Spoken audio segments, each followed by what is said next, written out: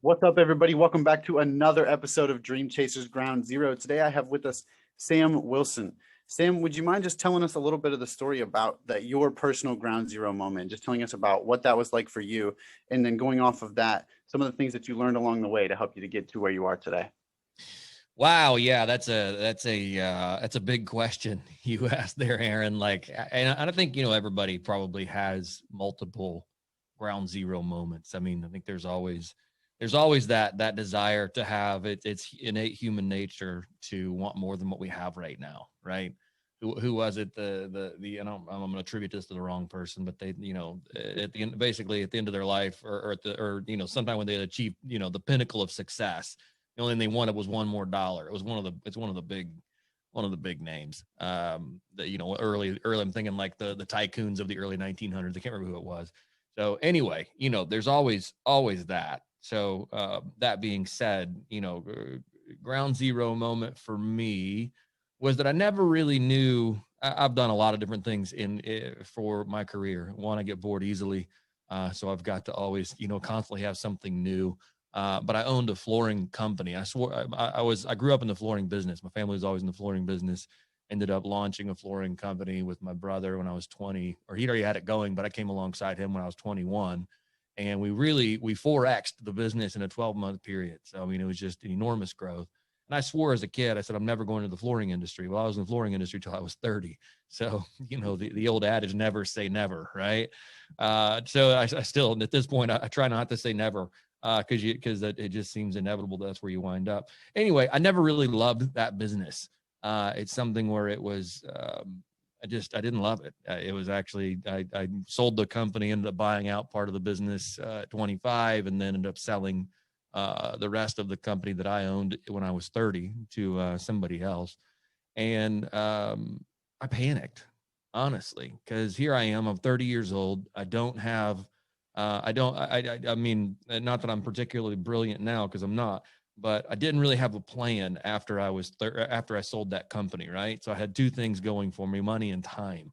I had a pocket full of money and I had time on my hands, but I had no idea what to do with life. Like, oh crud. The only thing I knew was, one, I hate the cold, and so my wife and I lived up in Indianapolis, Indiana. And if anybody lives in Indy, love you guys. It's great. Well, my family's still there, but I hated Indianapolis weather. So we said two things: one, I'm heading south where it's warm, and after that, I've got to figure out what I'm doing next in my life. And what does that look like? I mean, I come from kind of a poor upbringing. Don't regret that at all. I wouldn't change that for anything. But we never really grew up with money, right? And so there's always that innate panic that you have when you grew up poor, that I've got to have more money coming in so that I can always know that I'm taken care of. Because you just figure out early on, you're like, man, people ask me all the time, what do you attribute your success to? And I say, well, it's because I'm hungry, right? Like, hunger drives, and I'm blessed with a great family. Again, have an awesome family, and it was a no handouts family. So it was, you will find a way to provide for yourself by going to work and working hard. That's the only thing we knew. Work hard. All the rest of the kids at school and elementary school were all getting their free and reduced lunches and eating the ice cream. And mom's like, no, that's 40 cents for ice cream. Sorry, son. If you want to eat the ice cream, you got to go make the 40 cents. So no ice cream for me, right? Which is great. I still remember that lesson today. I wouldn't trade that for the world. But at the end of selling that company, now I had money and time. And that's when I really panicked and said, hey, you know what? I've got to figure out a path to, for my next step that is longer term. And that took me several years.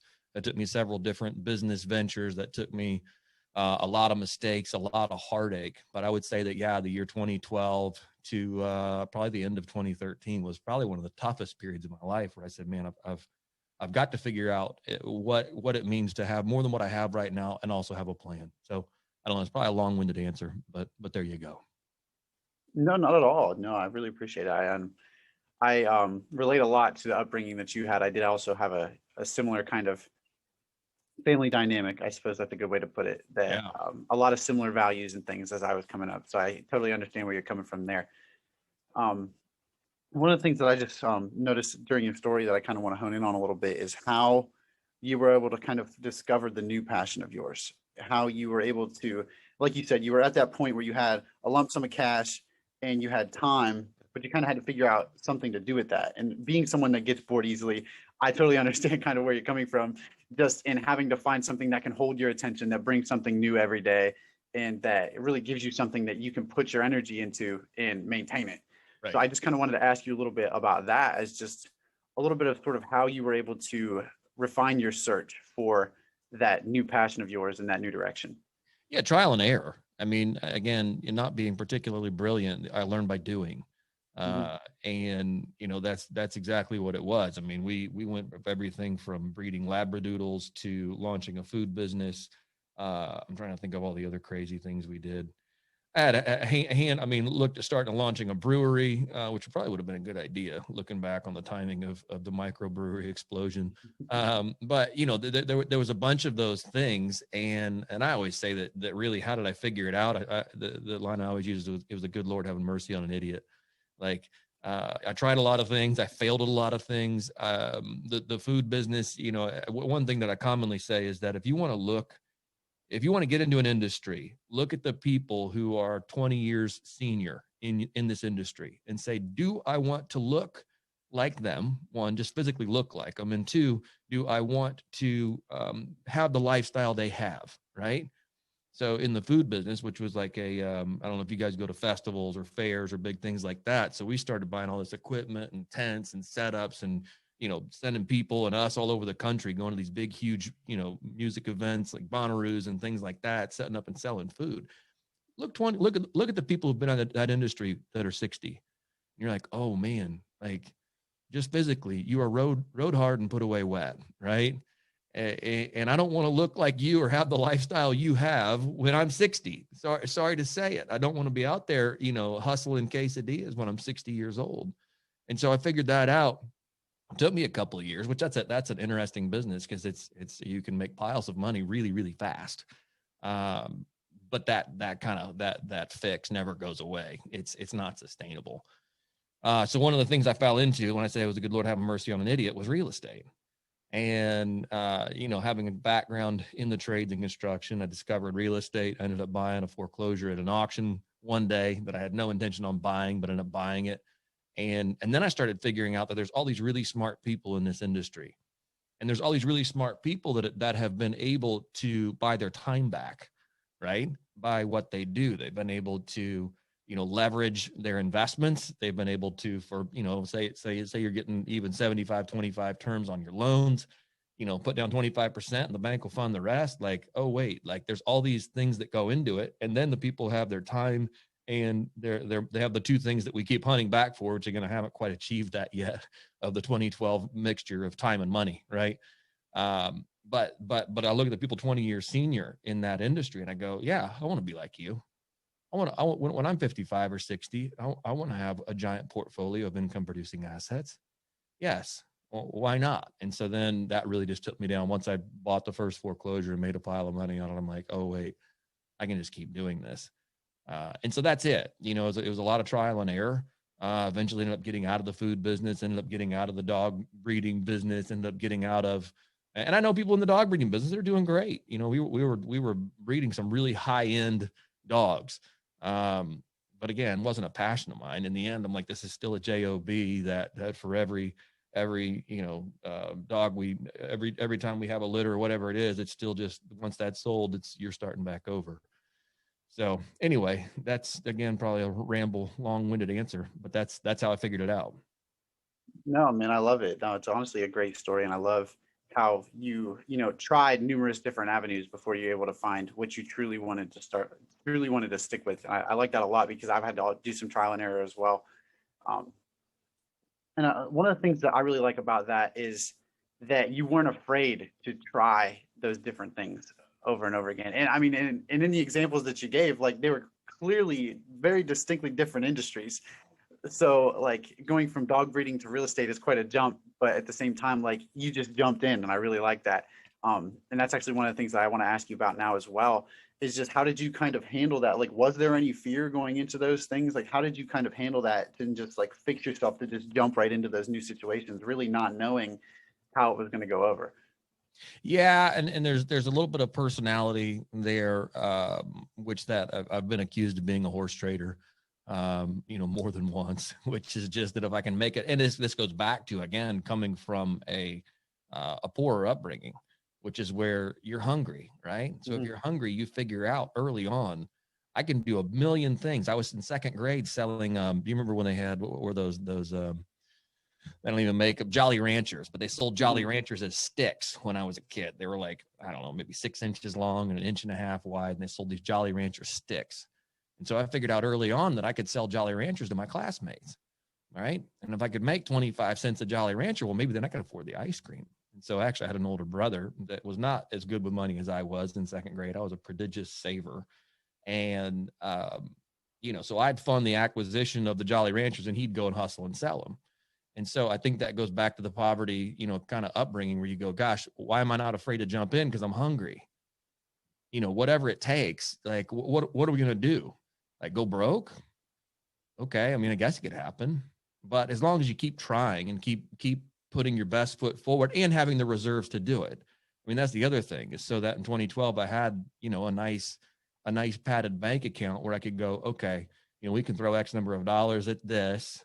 And I'm pretty sure it's going to work out, and I'm pretty sure we'll get our money back. But even if we don't, I'm still okay. So having those parachutes along the way was also really, really helpful. And I can't overlook that. But also just, I mean, again, what's the worst thing you're going to do? Fail? Well, okay, start over. I guess there's not a lot of fear. Never really had that fear. So I can't relate to that. But again, I hope that long ramble helps. No, it does. Absolutely. I mean, for me, especially in the conversations that we've started to have since I started this, is that fear is not really a bad thing, and neither is failure. And like the way I look back at it now is there's so many people out there like that are afraid to fail, but they've never tried. So they really don't know what the worst that could happen is because they never threw themselves into that situation to find out what that failure looked like. Right. So like, and oftentimes it's just coming back to exactly where you are right now. So what do you have to lose? Right. Like, and that's one of the things like through these conversations that I've really started to like grasp onto, hearing from these people that are, successful and gone through this, that I'm like, okay, wow. Like some of these guys have like put it to me pretty straight. Like, listen, man, like there's like, why aren't you doing it already? Like, there's no reason you shouldn't have thrown yourself into the fire already and done this. Like, what are you really afraid of? He's like, will you have a meal? Will you have a bed? Will you have, and then I was like, yeah. He's like, then go do it. I'm like, all right, there we go. Right. I Yeah. always go back to cold calling, right? People hate cold calling. Well, why do they hate cold calling? What are they going to do? Hang up on you? Well, the answer was no before you called. The answer is still no after they hung up on you. What did you lose? Nothing. Get on the phone. Like, pick up the phone. It's not that hard. Like, you lost absolutely nothing when they hung up on you. Maybe a little pride, maybe a little like, gosh, crap, I hate getting hung up on, or, whatever. I don't know. That's one example I like. That's just, what do you got to lose? There's nothing to lose here. Yeah, absolutely. One of the things I think of, just kind of going off of that, is there's a lot of young guys out there now that aren't exactly sure like which direction they want to go. Like me, recently was like very conflicted on like what direction I wanted to go as far as like entrepreneurship goes or whatever. Like I didn't know really what I wanted to do, but I knew I wanted to do it myself. And like from there, I was just kind of like, what do I want to do? And then like, I just wanted to kind of ask, basing off of your stories, kind of like about the roadblocks that you hit along the way, kind of going through those different, I'm trying to think of a good word for it, like paths, avenues, like in those different trial and errors, like how did you kind of navigate the blocks in each one? Yeah, that's an open-ended question. Let's see how I want to answer that. How did I navigate the blocks in each of those?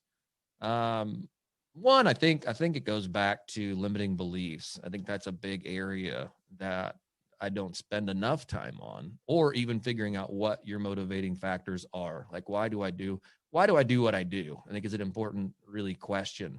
And I think it comes down to, in the end, figuring out that obviously what you accomplish is strongly related to what you think you can accomplish, right? And so roadblocks I've run into in each of those, be it the food business, right? Again, making great money. I mean, you could go out and hustle a weekend and come back with just fistfuls of cash. It's like, oh, this was not that much work, and I made a lot of money doing this. But maybe, thinking that that's all I could ever accomplish, or that maybe, I don't fit in the professional world, right? Can I am I worth someone else's time? I run the podcast, How to Scale Commercial Real Estate. So, I launched that, 6-7 months ago. And the question was, why would people even want to talk to me, right? How do I get deca millionaires in real estate to come on and share their expertise and time with me? Well, there's a limiting belief there that says, well, maybe I'm not worth their time, whatever it is. And I think that's something that just, I think when you put yourself out there, there's always that, obviously that fear of rejection or fear of failure. Again, going back to that, I mean, again, I said, I don't have fear of failure, but yet I think all of us probably in our own ways do, experience that. So yeah, some of those roadblocks have always just been limiting what do I think I am able and capable of achieving? Am I capable of having an 8-figure income someday? Well, if I think no, then the answer is no. I never will, right? So I think those are probably the biggest roadblocks I've run into. Be it this is maybe all I'm worth, right? Or maybe all I'm capable of, and it goes back to that. And again, I keep tying this back to, because this is relevant for me. Back to that poverty mentality, where it's like you're going to tell yourself this is all I'm capable of, and then that's all you do. I had a guy I grew up with as a kid who, long story short, he had some social shortcomings that in the end he would always sabotage the relationships around him because he knew what to expect when he did that, right? He was unwilling to put himself out there and actually have real relationships with people. It was like, dude, why do you do this? Like, everybody's getting along great, and then you go and do something really weird, and then everybody rejects you, and you walk away moping. Like, well, that's because you did some really weird things, and now but he did it constantly. Like, okay, and maybe we do that in our own life, in our own particular ways, right? Maybe I do that in business. Maybe there's some ways I don't pay attention. I think, gosh, this is all I'm capable of ever achieving. So then I make sure I set up the barriers around me to make sure I never go beyond that. So I think those are the things that probably the biggest parts of the equation that I've had to constantly work to overcome. Yeah, 100%. I think I relate a lot to that too, honestly, just where a lot of it comes from. I mean, and one of the things that I've really had to come to terms with, at least since starting this, and really even prior to this, is that a lot of the people that I was reaching out to, trying to get to know, ask questions, everything, they were a lot more welcoming than I always thought they were. Right. Like limiting beliefs were definitely a thing for me, trust me, before I was able to start doing this. Sure. And like, it's just a lot of people, like, especially like young, my age, whatever you want to call it, like, don't realize that, I'm trying to think of a good way to word it. Like, I mean, and I know I've said this numerous times on the show, just that, like, people that like you said, look 20 years ahead, look at their lifestyle, what they look like, and see if that like fits to your personality and what you want to do. Right. And a lot of people don't realize that often the people in those positions came from a position similar to the one you're in right now. Right. And they are more than willing to look back at that position that you're in right now and say, like, dude, that's exactly where I was. And they'll say, like, whatever I can do to help, dude, let's set it up. There's tons of people that, I mean, like, that's one of the great things about this is I feel like everybody has one of those ground zero moments. Mm-hmm. And you can use that as leverage and just say, like, here I am being completely open, completely vulnerable. And they're going to feel that. They're going to understand that because they've been there too. And that's where they're going to come back and say, like, all right, what can I do to help? Sure. And that's where you can then turn those into relationships or just conversations, mentorship, like whatever you want to call it. You can turn that into something much, much bigger. And it kind of takes those limiting beliefs away because you just know there's that, I'm trying to think of a good word, that sense of like, can't think of a good word for it, but they understand where you're at and they want to help you out. So you're not so afraid to ask for that help because you know they're willing to give it back. But you have to ask for help. You have to be vulnerable and you have to take that step and put yourself out there, as you just said, in order to receive that. Because otherwise they're not going to know. They don't know who you are. They don't know what you do. They don't know anything about you. Right. So you have to, in a sense, get over that hump and just say like, here I am, this is where I'm at, but I'm trying. And that's really all that matters. Like just show up every day and then it's going to come back to you. I mean, and I can speak dividends for that. And I'm not even very far into this. Like everything has already helped me tons and tons and tons. But I do know we might have to keep this one a short one today. I know you got a hard stop coming up. So I'm trying to think good ways to close this one out. I know there's a good question I always like to ask, but I don't know if we're ready for that one just yet. I'm trying to think of another good one for you. Yeah. So when you, I know a lot of people that I talk to are kind of in like a transition stage right now, trying to pick where they want to go, where they want to pivot, especially at like the college age. Like a lot of people don't have a major declared. A lot of people don't know what they want to do, or they have one, but it's secretly not what they want to do. Like a lot of people are in this stage that there's a ton of ideas bouncing in their head and they don't know which avenue they want to choose. So like for you being someone that, you know, had multiple options and tried multiple different things, what did you kind of use like as you went through those and you realized like, okay, like I got to transition from this one to the next one. Like this isn't for me. I got to transfer to this one to the next one. How did you kind of continue to say, well, you know what, honestly, I'm just thinking to myself that it's probably going to come back to that same mentality that like, I was just going to say, how did you stay motivated? How did you stay passionate about the things that you were working on? But honestly, like I'm answering the question in my head right now. It's going to come back to that same mentality that we keep talking about. So, yeah, I mean, if you want to say anything to that, go ahead. But at the same time, like, I think I answered my own question. You're good. Here it goes. So I'll help you out here. Yeah. I mean, it goes back to just being hungry.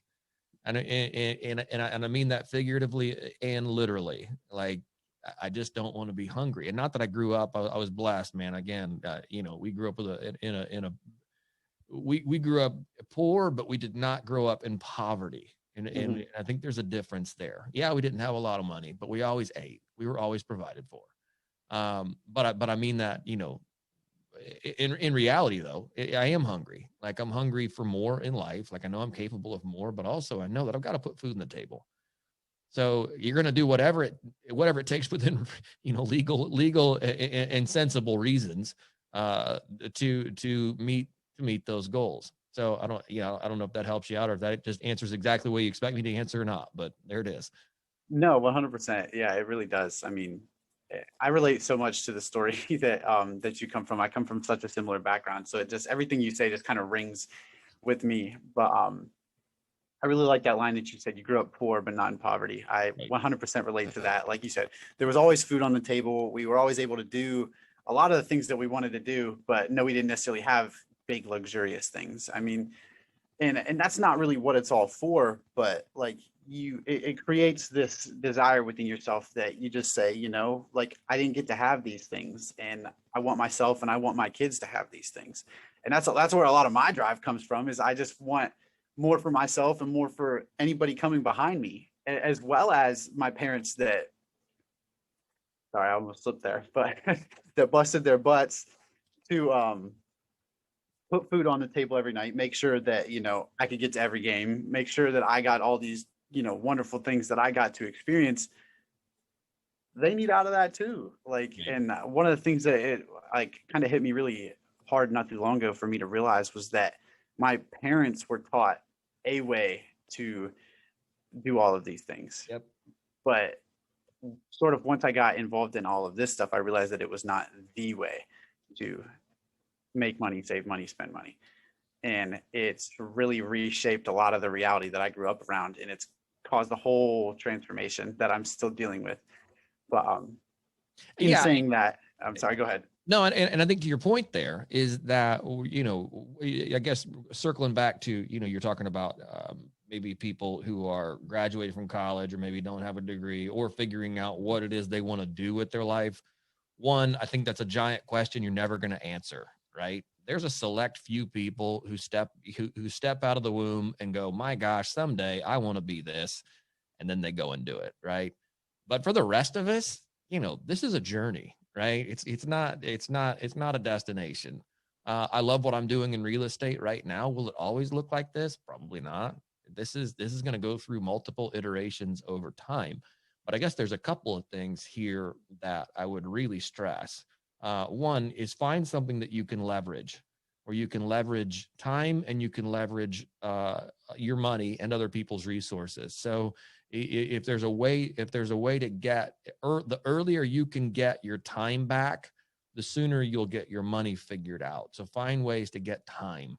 Like if the line that we commonly hear is stop trading time for money, right? So I don't care what it is. If you want to go be I don't know, I can't think of anybody right now, an accountant or whatever you want to do. Hey man, that's great. You're going to trade some time for money if you're an accountant, but maybe figure out ways as an accountant to not trade time for money. Maybe it's doing underwriting for, some other real estate acquisition. And I'm going back to real estate, this is what I know. But find ways to leverage that skill into something that you can parlay it into something that's going to give you a returns on your investment without having to put yet more investment in. I don't know if that makes sense or not. Yeah, I mean, it does to me. So I 100% understand what you're saying. I mean, like, especially in like starting these and a lot of the projects that I'm working on now, I'm pretty maxed out in terms of what's the word? Bandwidth is what I like to call it. Yep. But like you said, as soon as you're able to kind of, leverage the resources that you have to get that time back, it's a lot easier to focus on where you're going rather than where you're at. And then, start making sure those, what do you want to call it, dominoes are in place. Right. But yeah, I know we're getting pretty close to your deadline here, so we are going to start to close it down here. I will go ahead and ask my big question now. Okay. Is I always like to ask the guests in closing, it's just if you could go back and have a conversation with your 18 to 22-year-old self, what do you think you would tell yourself in that conversation? Oh man, gosh. Wow, that's a big one. I wish you'd sent that to me before. Noted, Yeah, I'll start doing that. Dude, hopefully you can edit out all my my pauses here and thinking. Yeah, gosh, if I could go back to my 18 to 23-year-old self, I would say that it's probably one, slow down. Like is slow down to speed up. Spend a little more time thinking and a little less time doing, because I've always again grown up just hustling. Like stop hustling and start planning. And in that, surround yourself with people that are a heck of a lot smarter than yourself, and know, like you said earlier, that those people are probably willing to invest in you if you show interest, right? I got an email from somebody this morning that said, hey, I'm looking at acquiring XYZ asset. Can you talk to me about it?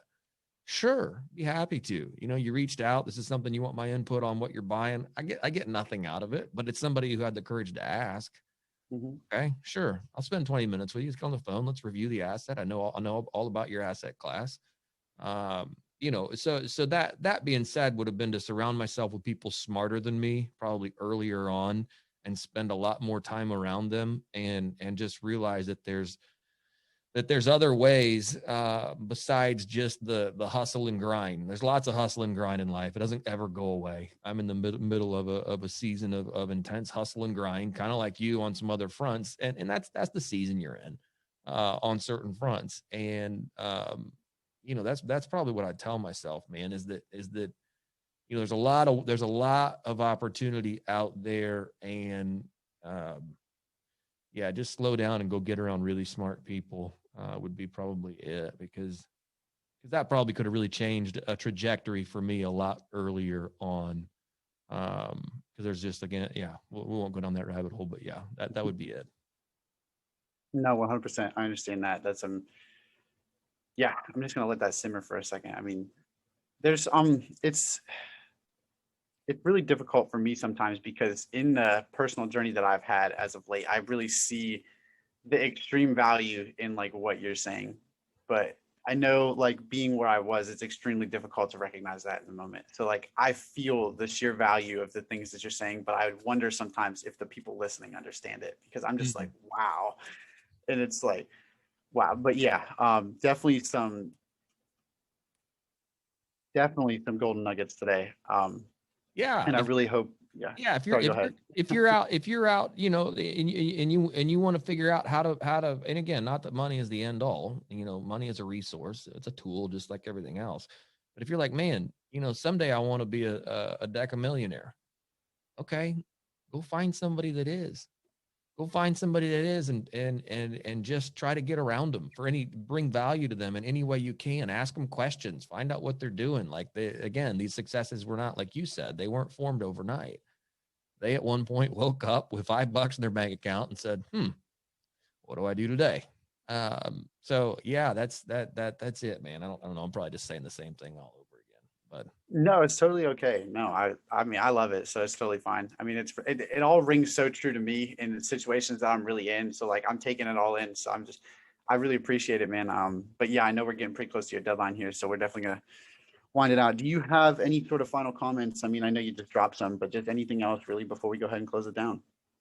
man, no, I say no, and then I'm probably going to start prattling on again. The, yeah, I think just circling back to this on the fear topic, don't let fear get in the way. Like, again, going back to failure, like the greatest failure you experience in your life is what is really disappointing yourself. I had an opportunity here recently, and somebody said, "Hey, do you want?" And I have mentors in my own life that I've paid fistfuls of money to be those mentors. I was running an idea past them. I said, "Well, you can do that. Will you be happy with it?" I said, "No, I think I'll always be disappointed if I take this route because I will have not done what I knew I was capable of doing." And what is it? I'm gonna butcher this. Maybe you can help me with it. Something like failure weighs ounces, but regret weighs tons. Something like that. I don't know if that's it's something to that effect. That's not the right way to put it. But regret is not something I ever really want to live with. And I think this goes. I mean, I told you I was going to prattle on, so forgive me. But find ways to get uncomfortable. Find ways, and in that discomfort is fear, right? Like you've got to just go get right in front of it and sit down, put fear and uncomfort and discomfort in your lap, and just say, you know what, we're going to do this, hate it or not. So I've got a slogan for 2021, which every year I kind of have my own mantra that I write down. I'm like, okay, this is going to be the year of, I think the Chinese always put out like the year of the mouse or whatever it is, something weird. But for me, it's always just a defining mantra for the year. So 2021 is I must become uncomfortable in everything I undertake. If there is not discomfort in my daily existence, then I'm probably not doing the things that I know I should be doing. And with that, this has been the hardest. And I said that, I think I wrote it down December 23rd when I was kind of going through because I try to get my yearly plan out ahead of time because I don't want to wait till January 1st because that's just a bad day to do it. So I try to think, when it's clear and when holidays and just kind of a little bit more time to reflect. But man, it's been a tough year. I won't kid you. This has been a hard, probably, I thought 2020 was a beast. 2021 for me is just the single hardest year I think I've ever had on 1,000 fronts. And I wouldn't change a thing about it. I mean, I'm seeing success in not just, monetarily. Actually, I'm not seeing success monetarily and that's part of the discomfort is that I've taken on some projects and some people in my life that are really taking me away from business. But that's part of the discomfort. It was like, hey, I'm setting out to do this on purpose. And I will yield fruit from this discomfort in ways that maybe don't pad my bank account, but certainly pad me as a person. And I mean by pad, I mean like not pat me on the back, but like they build me as a person. And so I think that's it. Aim for discomfort. If you can, aim for discomfort, and that that goes right hand in hand with taking on fear. Just do the things that you go, gosh, if it's going to the gym, that's uncomfortable, right? If it is eating properly, that's uncomfortable. If it's having conversations with people in your life that you don't want to have conversations with, that's uncomfortable. If it's inviting opportunities for you to give freely to other people without expecting anything back, golly, man, that can get really uncomfortable and really hard when you feel like you're just giving into a black hole of just give and no reciprocation. And I don't know, like there's probably 1,000 ways that other people could relate that to their own story that I'm not thinking of. But I think that's it. There it is. Get uncomfortable and face your fear head on, and I don't think you'll regret it. 100%. I mean, you really killed that explanation. I mean, I love it. So just with that, I mean, like you said, uncomfortable action is the way to your goals, whether it be success, whether that be money, whatever it is if you're uncomfortable every day, you're moving. And that's in essence the whole thing, small little steps every day. So you definitely smash that. But yeah, with that, everybody, yeah, that's it. I won't take up any more of your time. I really appreciate you coming on today, Sam. You totally killed it. Lots of golden nuggets for our listeners. So once again, just thank you so much. And with that, ladies and gentlemen, always remember, this is ground zero. There's nowhere to go from here but up.